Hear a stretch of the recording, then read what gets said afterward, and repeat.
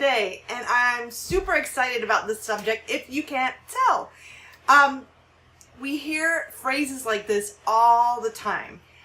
You need a new attitude. You need an attitude adjustment. If you had a better attitude, your results would be different. We even hear from the medical community, we've done all we can do.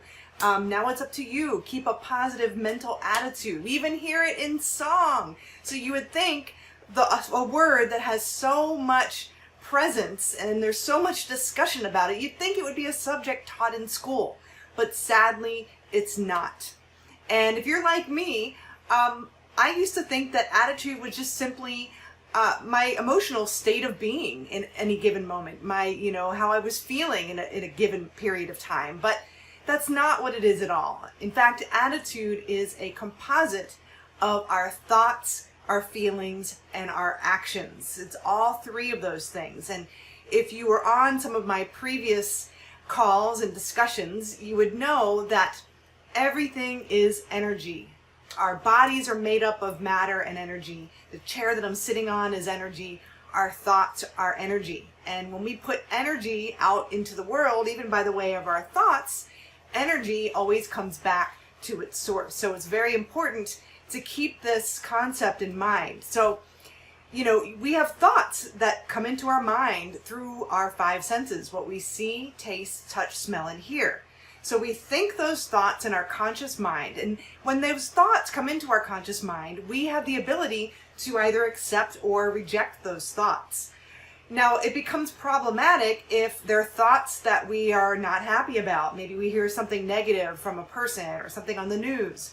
So when those thoughts come into our conscious mind, if we repeatedly think those thoughts, and then we start to get emotionally involved in those thoughts, those become a part of our feelings. And our feelings are just another word for the level of resonance we're at. So everything is energy. Everything is vibrating at a high frequency or resonating, and our thoughts are also resonating at a high frequency. So when we feel a certain way, when we feel excited or we feel nervous, we're operating at a certain resonance, a certain energy, a certain vibration. So when we're operating at a certain level of vibration, we can only attract opportunities, circumstances, people into our lives that are also in harmony with that vibration.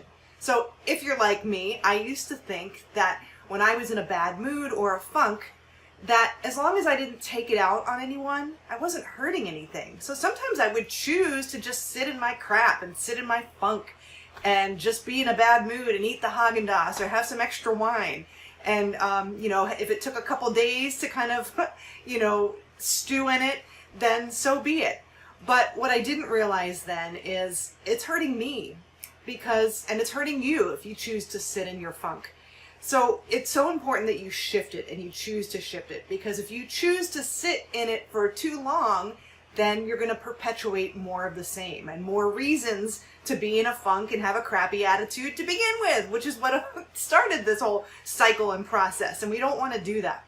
So one way to know if you need an attitude adjustment is to look at your results.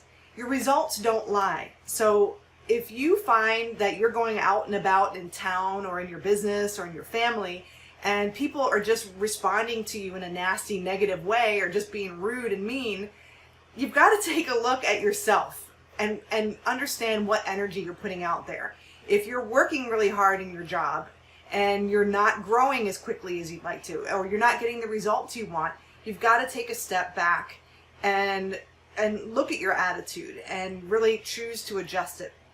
So one of the ways that you can do that is if you are getting results in a certain area in your life, whether it's in business or finances or relationships, whatever that is, and you're not getting those results that you want, look at what your thoughts are about those results. So if I'm not earning the amount of money I want to earn, and it's consistent, so I would think about the amount of money that I'm earning, and then think about what are the thoughts I'm having about my finances. Am I worried that I'm going to not be able to pay bills? Am I worried that I don't have finances coming in or enough? Or am I thinking in lack? Worried and concerned about, am I going to be able to go on this trip or do this next event? So look at those thoughts that you're having about the results that you're currently getting. And what are the feelings now? Remember, attitude is a composite of your thoughts, your feelings, and your actions. So you think about the thoughts that you're having about those results that you don't like. What are the feelings you have? Do you have a knot in your stomach? You don't feel good at all about the results that you're getting and the thoughts that you're thinking?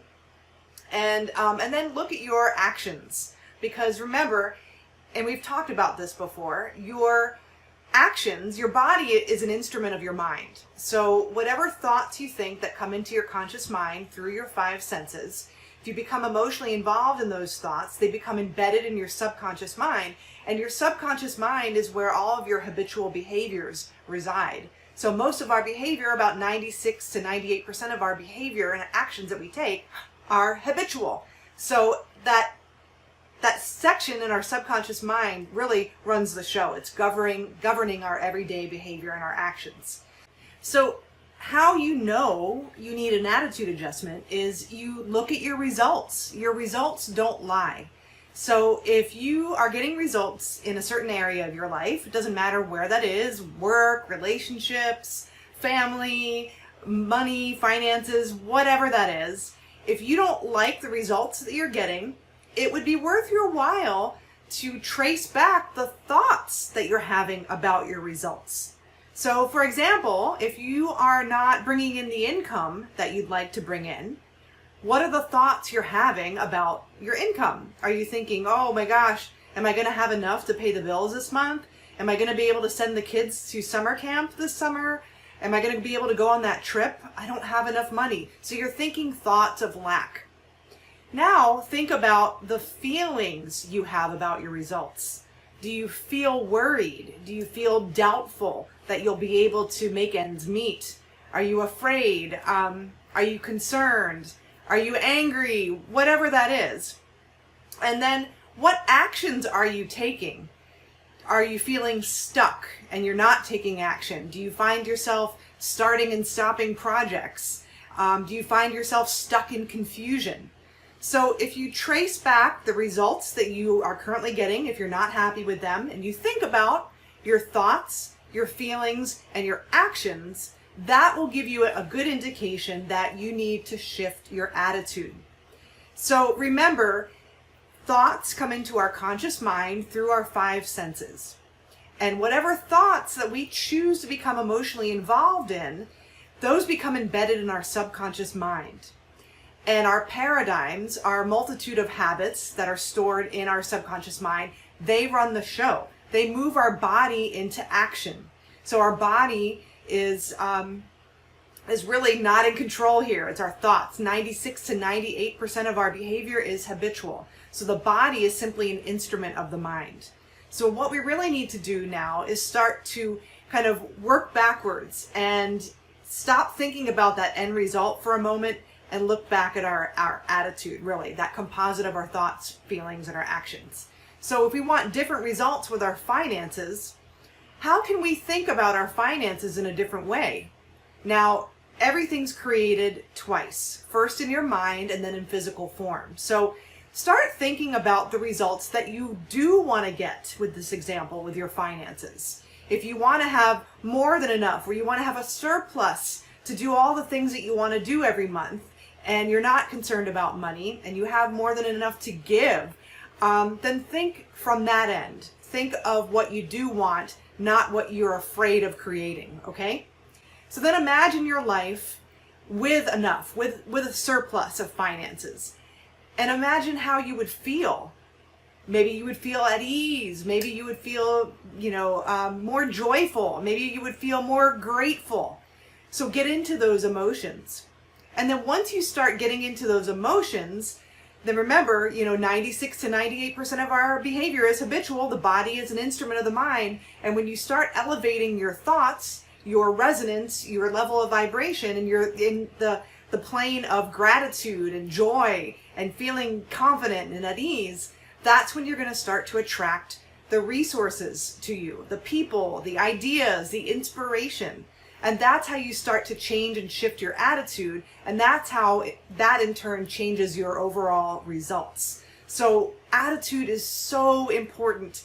It's a composite of your thoughts, your feelings, and actions. And if you are not getting the results that you want in an area of your life, think about your current results, then think about what results you'd want to get. Think about how you would want to feel getting those results that you do want. And think about that, obsess about that until it becomes embedded in your subconscious mind. And then that will move your body into action. And through the law of attraction, that reaction will be the resources, the people, the places, the inspiration, and the ideas that will come to your mind and that you'll take action on. So hopefully that helps you. I'm going to shift my attitude. Oh, another thing too. Every morning, this is a great tip, and this works well for me. In the morning, before you even put your feet on the ground, choose what attitude of mind you are going to adopt for that day. If you want to be disciplined and carry yourself like a professional and you're disciplined, then do that. If you want to be enthusiastic, if you want to be outgoing, then choose that attitude for the day and become that in your mind first, and you will be surprised. Do that for the next 30 days. You're going to look back over those 30 days and you'll be really, really surprised at the person you've become, because you've taken the time to choose your attitude of mind instead of letting all these external circumstances choose for you. You're in charge of you. So have a wonderful week, and until next time, cheers! You love your life, but deep down you know you haven't yet cracked the surface of what you're capable of doing and creating. You know you want more, but you just don't know what that is. You feel like something is missing. If this sounds like you, grab Laura Noel's 8 life-changing questions that successful people ask themselves to unlock their deepest dreams. It will help you expand your thinking and start shifting the way you approach life, work, and fulfillment. Go to stretchintosuccess.com/free gift to get your free copy today. It's time to get excited because your life is about to get a whole lot better. It's time to stretch into success.